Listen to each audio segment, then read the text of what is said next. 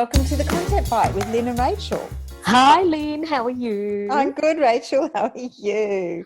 I'm good. It's Easter Sunday today, and I have eaten a handful of eggs, and I just had a donut because my sister-in-law dropped a box of Krispy Kremes at the door. How nice is that? Yes, it was very nice. I was thinking I'll just do a few eggs with a cup of tea, and now it's just I'm completely off the wagon. I've now had a donut, and the whole day is just going to go in that direction. Well, I went for a really long walk to get some amazing hot cross buns that are sort of like a couple of Ks away. So I had a good walk with a hot cross bun at the end as a reward. Oh, how lovely. Well, happy Easter, everybody. We'll tell you a little bit about us. I'm Rachel. If this is the first time that you're listening, I'm Rachel Smith, a journalist, copywriter, and content producer, and the founder of Rachel's List. And you are Lynn? I'm Lynn Testoni, and I'm a content creator, writer, and whatever I feel like. And you're listening to the Content Bite. Yes. And we are a podcast for people who use their words or produce content in some way, shape or form and are running a freelance business. Yes. Yes, we are. And we've got some great ideas today to talk about everything you need to know about pitching. That's right. Because I think this has become all important, really. I think we've talked in previous episodes about, what's happening. Should we mention the C word? Yes, coronavirus, yes. But, so right now, lots of content is needed, but it can be hard to find a place or a home for your stories or your content ideas and that sort of thing. So today we just want to run through what you need to do if you're going to start pitching or want to become better at pitching, I guess. Yeah. And I think it's a good time to really take stock and have a look at who you're pitching, why you pitch and how you do it. And we thought we'd run through it all right from the start. Yeah. Okay. So let's start right at the top. I mean, why do we pitch? Why do we pitch stories? Why do we pitch ideas? Well, I think sometimes people forget about you. I know that occasionally I've found out there's an editor I know at a magazine, and I've sent her an email and she said, "Oh my God, Lynn, that'd be great. Of course, we'd love to have work from you." And they just don't think. They often have their own regular contributors, or sometimes they just don't even think about you. I definitely think that as well. There's the factor of editors, even though they probably don't mean to do it, it's easier for them in an organizational sense to pigeonhole you as the health writer or the person who does relationship or sex stories or that person who only covers environment stuff or, that you only do digital. Person's really good at serious, sort of op-ed type things or food or whatever. So even though you might cover a whole wide range of genres, editors might not realize that you are actually really accomplished in other areas as well and have experts to tap into in those areas. And so it's a good reminder to pitch not just in one sort of little bubble, isn't it? You kind of expand and pitch. Yes, and maybe think differently or getting extra opportunities. Sometimes also I've actually pitched ideas which haven't been quite right for the editor, but then they said, actually, we don't really accept pitches, but we'd love to commission you for this.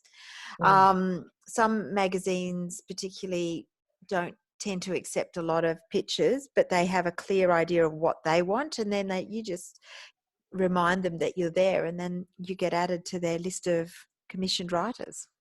Yeah, I agree as well. I think if you take the time to pitch, even if they don't accept the pitch, it can still get you a lot of work because especially so many custom magazines who are, kind of client driven, they will have their own content calendar that's organized forever, ahead.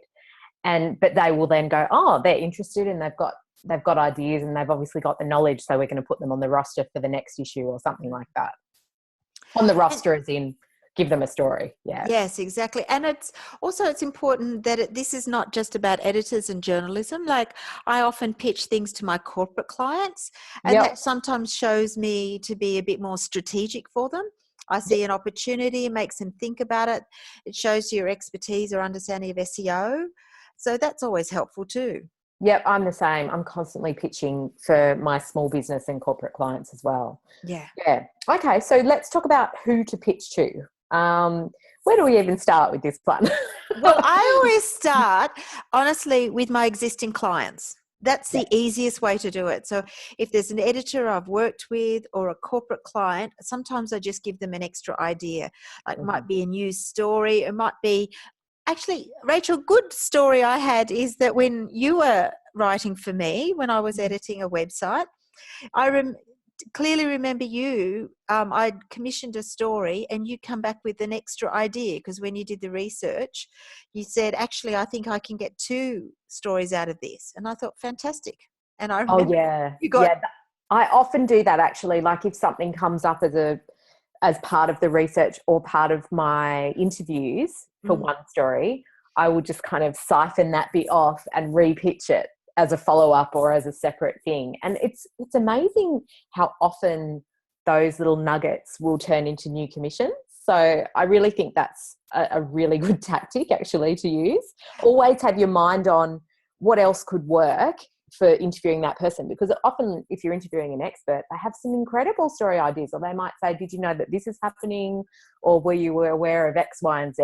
And you think, no, but that would be amazing for that magazine, or that website or something like that. yes. So I've even done it with interior designers that I've been speaking to them about, like a particular bathroom or kitchen project. And they say, oh, it's similar to, we've just completed a story or a renovation with another house. And I end up getting first access to that other house that I can then pitch to the appropriate magazine, which is also helpful. Mm-hmm. I also think it's really handy to have, so that you're not always doing the legwork every time you want to pitch, especially to print and digital. If you're a freelance journalist or a content writer who is pitching ideas, for those types of outlets, to have a pitch list where and this is really kind of specific to you and what you do, but you would have a list of publications perhaps separated under genre. So if you come across ideas that are in the different niches that you write for, you've always got a starting point that's already there, and you have those editor details. So it's not like starting from scratch every time. It can be so overwhelming to have an idea and think, oh, how do I find a home for this? And if you have a pitch document with all those kind of outlets already in there, and you've started to build relationships with those editors before or pitch to them, even if you've been rejected, it can really, save time, can't it? Oh, definitely. I think actually drawing up a bit of a wish list of editors that you think, or perhaps if there's digital magazines or print magazines or corporate sites that you see and you think, actually, I really like this, something that you might read as a consumer, then you think, oh, maybe I could start pitching stories to them. What I sometimes do in that wish list is, do you get the telemedia update? Yeah. Yeah, and they often have a list of new editors, moving people going in and out of jobs with their emails. And if I see an editor there, I think that's an editor I'd like to pitch for, a publication I would like to. I take the email, because that newsletter has their emails, and I put it into my document, and then I keep it for when I'm ready to pitch, because usually they're an editor in a new spot or a contact, and they're usually quite keen to get new pitches at that point. I do the exact same thing. Like I've got an ongoing sort of a living document of editors in my Evernote, and anything that I find that's on Tellem or that's come up through a Facebook group of an editor saying I'd really like pictures on X, Y, and Z, I would just cut and paste or copy that and put it in my Evernote pitching document. So I've always got a home ready for ideas. Yeah, it's handy. Okay, I also think that we should really talk about thinking beyond just words, because although articles, blogs, long form pieces are what we all write about, there are so many other things that you can pitch, don't you think? Exactly. Actually, you pulled together this amazing list, and it really inspired me actually about some of the other things you could do. That, a series of blog posts, media releases, landing pages, all sorts of things. Yeah. What's your favorite thing that you've been doing lately? Well, I don't know. I think We'll put this list in the show notes so everyone can have a look, and it might, give you some jumping off points for things that you can pitch. But it also is very specific to your skills. Like you might have really amazing SEO skills, and you might be able to be offering that service right now and saying, hey, we're all in a quiet period at the moment. This is a perfect time to do an SEO audit of your website. Or this is a perfect time to look at your content calendar and do, get all your content shored up for the next 6 months. So when we start to come out of this situation, you're ready to jump and that sort of thing. So also if you're thinking, well, I've always wanted to put a lead magnet together, or I want to put a course together, or say that these are clients who want to do these things, you can say, well, this is the best time to do it, and then you could upsell them on, let's do the course, let's do a series of blog posts to promote it, let's do some EDMs. We could do, I'm saying if you have these skills, you could do like an automation email series through MailChimp. So all of it is ready to go. Yes. Some of the other things were infographics, which can seem scary. I've done so many of these in my time, and they're actually some really good ones in Canva. Yes, I've used a few in Canva too. Yeah. So if you can put an infographic together and write all the content and put it together in the right way, in an engaging way, that could be something you could suggest. You could suggest doing a podcast for a client, putting a podcast together, planning it, helping them choose guests, helping them script it if they want, even helping them record it. Yes. You could do case studies. You could offer to go and talk to a series of customers and get them a whole heap of testimonials that they could use on their website and on their socials. So they have those ready in the bank. It's basically about, what do you need for your content bank right now, and what can I do to help you fill it up for when we need to jump? Exactly. I really liked your idea too of editing and updating and republishing existing posts.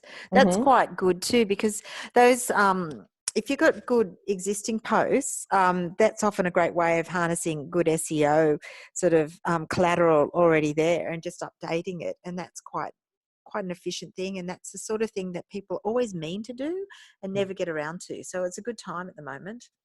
Absolutely. I mean, that's on our list for Rachel's list, because when you have a massive backlog of posts, but you don't realize it, do you? But posts from 4 or 5 years ago really need updating and refreshing, and you never have time to do that stuff. So there are always things that you can do to sort of get ahead. And so we've got a massive list of other things that you can pitch alongside stories and articles and that sort of thing. Which is a great way of also presenting yourself to your clients or your editors as somebody with other skills. So, and translating it into sort of new work as well. So you might do a story on a health issue, but then you can also do a webinar on the same issue, and it takes it actually quite good, and it builds on your skills as well.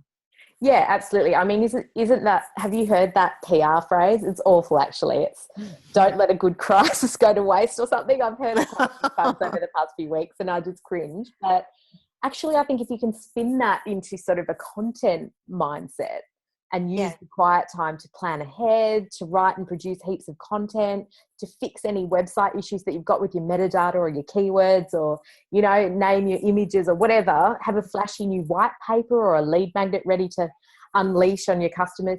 I really do think that, the smart clients who are the most proactive in this quiet time are going to be streets ahead of their competitors and more ready to jump into action when things start to recover. And I think as freelancers, we need to be ready to, which we've talked about in previous episodes, how you sort of sell yourself at this time. You really need to present this time as an opportunity for those clients to get organized and to get ahead with their content needs. Think about it as an opportunity. It's actually a gift, really, having all this time to plan and to produce content. Yes, for sure, definitely. Yeah.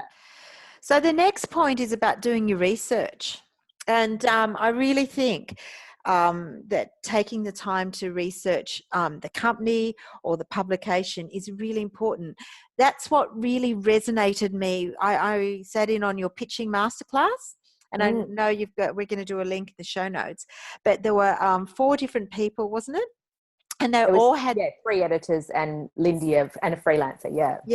talking about how to pitch for their publications, and they were all quite different. They all wanted different things, but all of them really expected you to know their publication and their product, so you could pitch to them accurately, and that was really important. Otherwise, they just felt you wasted their time as well as yours. Yeah, absolutely. I mean, if you're going to pitch to magazines, you want to have sort of a sense of all the back issues and at least have browsed the back issues, which is really tricky to do if you can't get to a newsagent, or if you don't have time, or say, there's only the current issue in a newsagent. So how do you do the back issues? You'd have to go onto their website and look at least 6 months past. Or if you're a library member, a lot of the libraries, you can log in to the library's website and get access to back issues of current magazines. And in a normal time, libraries will have quite a few issues in the library that you can go and flick through and have a good idea of. I find Zinio, which is an online digital publication, there's pretty well everyone's on Zinio. It's it's sort of not a bad way of just downloading a couple, and it's a lot cheaper than going out and buying them too. Yeah, I think Issue as well, ISSUU. Yes, that has some too. I don't know if they have everyone. I know Zinio has pretty well everyone. Issue is quite good too, and that's often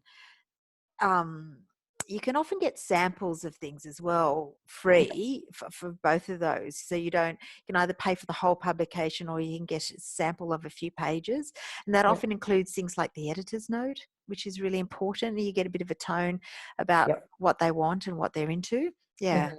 Okay, cool. And if you're pitching to corporates, obviously LinkedIn, this came up in the pitching masterclass as well. And this is where Lindy's session is so incredibly valuable. That's in the pitching masterclass.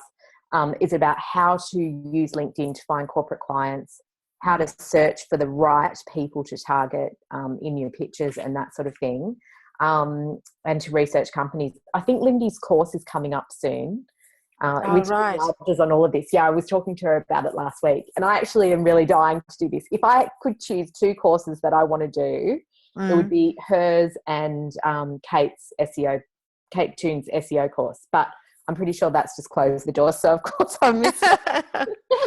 But, I know. But Lindy did at your pitching masterclass actually take you through step by step how to find somebody on LinkedIn, a relevant person, and how to do it. And I do find it's a bit of a long-term project. So going through LinkedIn, you get to know people. You have to build up a relationship online first before you start pitching. But it's great. And also, I just went into, as preparation for this, I just went into LinkedIn and searched for content managers and digital content managers. And I found so many that are either connected to me or one step away from it, like a second connection, so that's not too hard. It's actually that's a great tip. Yeah, that's a really good tip.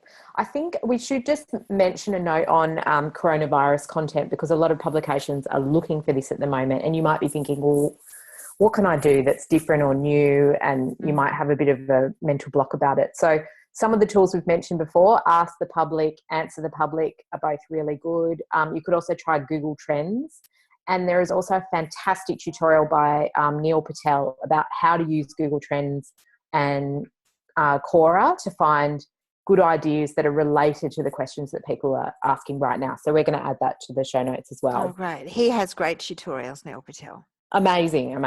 Really what's next on our list? Following up.